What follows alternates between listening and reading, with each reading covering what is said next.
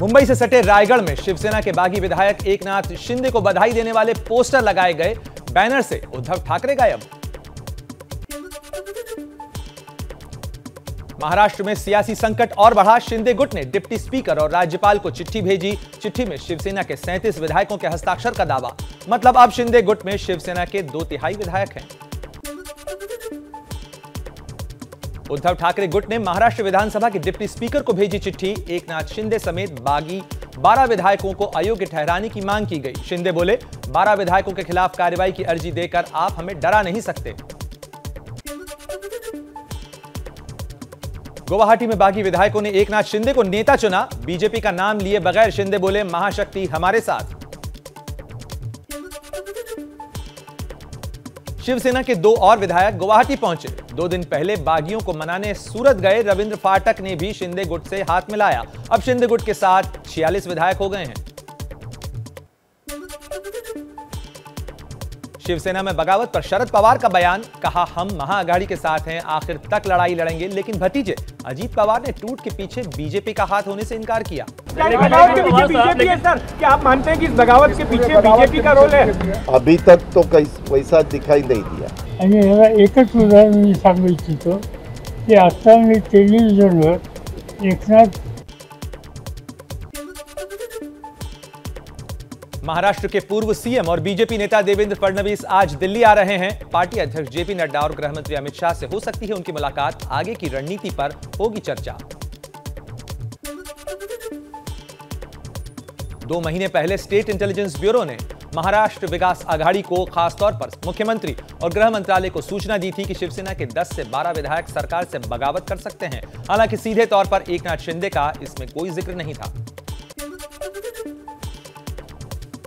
ABP reporter Jitendra Dixit के सवाल पर क्या इस बगावत के पीछे बीजेपी का हाथ है, अजीत पवार ने कहा, हमें ऐसा नहीं लगा। महाराष्ट्र में राजनीतिक उठापटक पर कांग्रेस की बीजेपी को चुनौती। प्रदेश अध्यक्ष नाना पटोले ने कहा, बीजेपी अविश्वास प्रस्ताव लेकर आए, हम महाविकास आघाड़ी के साथ खड़े हैं। महाराष्ट्र में महाविकास आघाड़ी की सरकार आज भी मजबूत है और कांग्रेस पूरे ताकत के साथ उद्धव ठाकरे जी के साथ। बीजेपी महासचिव कैलाश विजयवर्गीय ने महाराष्ट्र संकट के लिए संजय राउत को ठहराया जिम्मेदार। कहा, राउत के अहंकार की वजह से ही यह सब हुआ है। तो मुझे लगता है कि शायद उद्धव जी का अहंकार भी कम होगा। उनके प्रवक्ता मिस्टर राउत, वो भी जिस प्रकार की बकवास करते हैं, उस बकवास का परिणाम था। मनी लॉन्ड्रिंग केस में महाराष्ट्र के परिवहन मंत्री अनिल परब को आज भी ईडी ने पूछताछ के लिए बुलाया। कल भी ईडी ने 6 घंटे तक उनसे पूछताछ की थी। राष्ट्रपति पद की उम्मीदवार द्रौपदी मुर्मू आज दोपहर 12:30 बजे नामांकन दाखिल करेंगी। इस दौरान प्रधानमंत्री मोदी, गृह मंत्री अमित शाह, रक्षा मंत्री राजनाथ सिंह और बीजेपी अध्यक्ष जेपी नड्डा समेत एनडीए के कई वरिष्ठ नेता शामिल होंगे। इस कार्यक्रम के अंदर जगन मोहन रेड्डी भी शरीक होंगे। अग्निपथ योजना के तहत वायुसेना के लिए चयन प्रक्रिया आज से शुरू होगी। अग्निपथ योजना के खिलाफ संयुक्त किसान मोर्चा आज देश भर में प्रदर्शन करेगा। उत्तर प्रदेश में बुलडोजर की कार्रवाई के खिलाफ जमीयत उलेमाए हिंद की याचिका पर आज सुप्रीम कोर्ट सुनवाई करेगा। पैगंबर मोहम्मद साहब पर नुपुर शर्मा की विवादित टिप्पणी के विरोध में आज कश्मीर बंद बुलाया गया है। विरोध प्रदर्शन की आशंका के चलते पुराने शहर में सुरक्षा बढ़ा दी गई है। जामिया मस्जिद में एक बार फिर जुमे की नमाज पर प्रतिबंध रहेगा। आज से बिहार विधानमंडल का मानसून सत्र शुरू हो रहा है। 30 जून तक ये सत्र चलेगा। कुल 5 बैठकें इसमें होंगी। कानून व्यवस्था पर सरकार को विपक्ष घेरेगा, तो वहीं केंद्र सरकार की अग्निपथ योजना पर विपक्षी दल सदन में मुद्दा उठा सकते हैं। दिल्ली हाईकोर्ट कार्ति चिदंबरम को अग्रिम जमानत याचिका पर आज सुनवाई करेगी। निचली अदालत ने कार्ति की अग्रिम जमानत याचिका खारिज कर दी थी। कार्ति और अन्य के खिलाफ 2011 में 263 चीनी नागरिकों को वीजा जारी कराने के लिए घोटाले के आरोप हैं। गलवान घाटी की हिंसा के 2 साल बाद पूर्वी लद्दाख में भारतीय सेना एक खास एक्सरसाइज कर रही है। समघट नाम की इस एक्सरसाइज में बिना हथियारों के की जा रही है। भारत की 4 मार्शल आर्ट्स को मिलाकर इस अनआर्म्ड कॉम्बैट एक्सरसाइज को भारतीय सैनिक अंजाम दे रहे हैं। पंजाब के पूर्व पुलिस महानिदेशक दिनकर गुप्ता बने एनआईए चीफ। मार्च 2024 तक पद पर रहेंगे। चन्नी सरकार ने गुप्ता को पद से हटाया था। दिल्ली से रामायण यात्रा के नाम पर चली भारत गौरव एक्सप्रेस देर रात गोरखपुर पहुंची। अब ट्रेन जनकपुर के साथ देश के अन्य महत्वपूर्ण हिस्सों को यात्रा कराते हुए साउथ के धार्मिक स्थलों की ओर बढ़ जाएगी। 18 दिन के इस पैकेज के लिए श्रद्धालुओं को महज 62,000 रुपए का भुगतान करना होगा। चीन में 14वीं ब्रिक्स वर्चुअल समिट शुरू। प्रधानमंत्री नरेंद्र मोदी ने रूस के राष्ट्रपति व्लादिमीर पुतिन, चीनी राष्ट्रपति शी जिनपिंग समेत 4 देशों के प्रमुखों के साथ मंच साझा किया।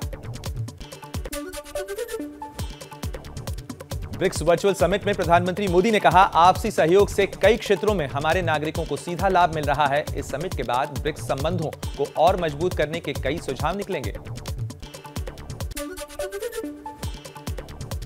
सिद्धू मूसेवाला की हत्या पर गैंगस्टर लॉरेंस बिश्नोई का दिल्ली पुलिस के सामने कबूलनामा। सूत्रों के मुताबिक 8 लाख रुपए में बुलंदशहर से खरीदी गई थी AK-47 राइफल। हत्या की योजना पिछले साल शुरू हुई थी। सिद्धू मूसेवाला हत्याकांड में बलदेव उर्फ निक्कू को गिरफ्तार किया गया। हत्या से पहले रेकी करने वाले के लिए केकड़ा के साथ वो गया था। अब तक 13 लोगों को इस हत्या के मामले में गिरफ्तार किया जा चुका है।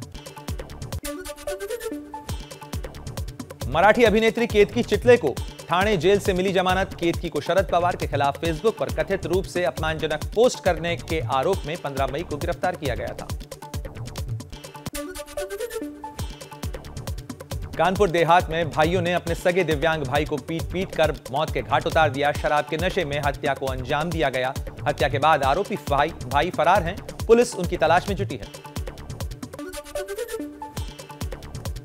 सीएम योगी आदित्यनाथ को उत्तर प्रदेश चुनाव के पहले बम से उड़ाने की धमकी देने वाले आरोपी सोनू को गोरखपुर पुलिस ने गिरफ्तार किया है। सोनू भीम आर्मी का नेता और लेडी डॉन के नाम से ट्विटर अकाउंट चलाता है। इसी ट्विटर हैंडल से उसने मुख्यमंत्री योगी आदित्यनाथ को बम से उड़ाने की धमकी दी थी।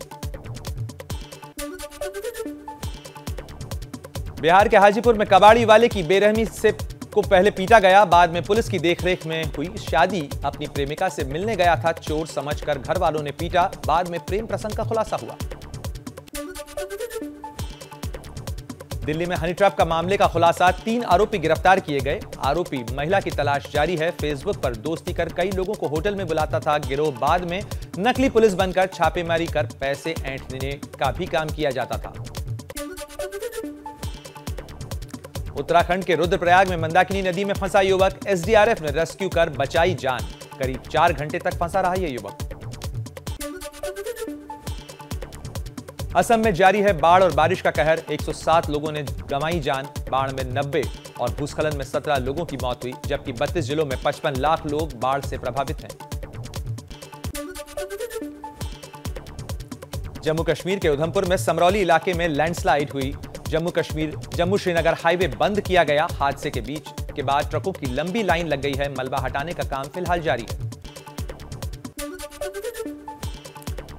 असम के कामरूप में बाढ़ में डूब रहे शख्स का एनडीआरएफ की टीम ने रेस्क्यू किया। कामरूप जिले में बाढ़ बारिश के कहर से अब तक 2 लोगों की मौत हो चुकी है।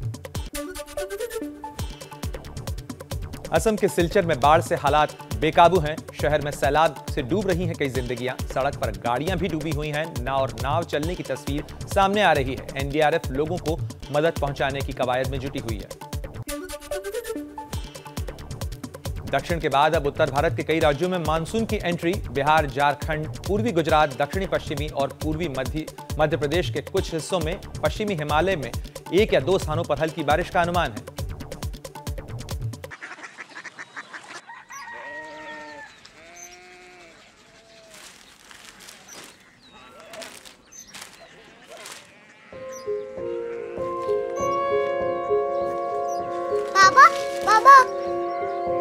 Odia city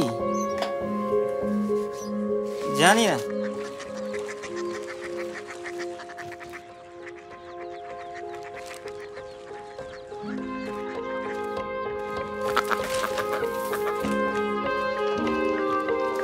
Korea city. हाँ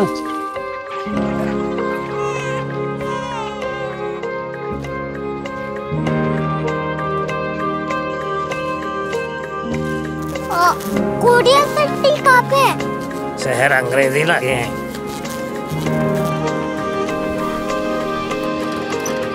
कोरिया सिटी।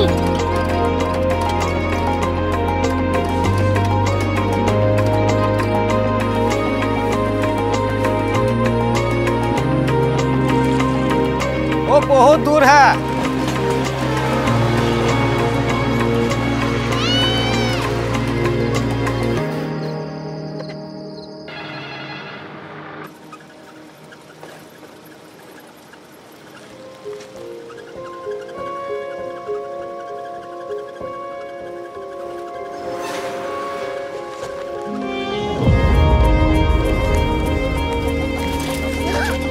Korea city.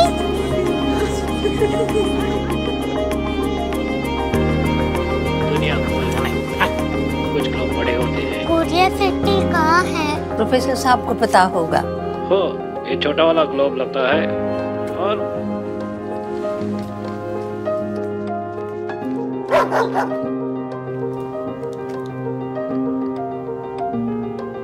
पता नहीं, मेरी बेटी से जाके मिल लो, शायद उसे मालूम हो।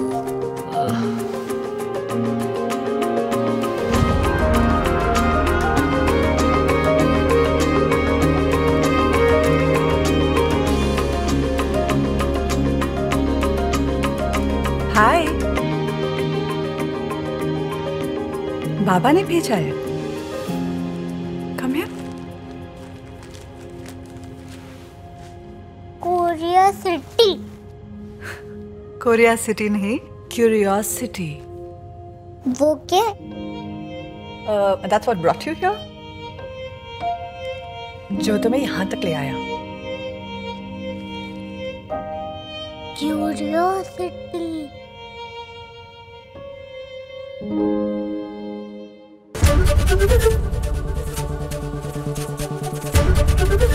ABP न्यूज आपको रखे आगे।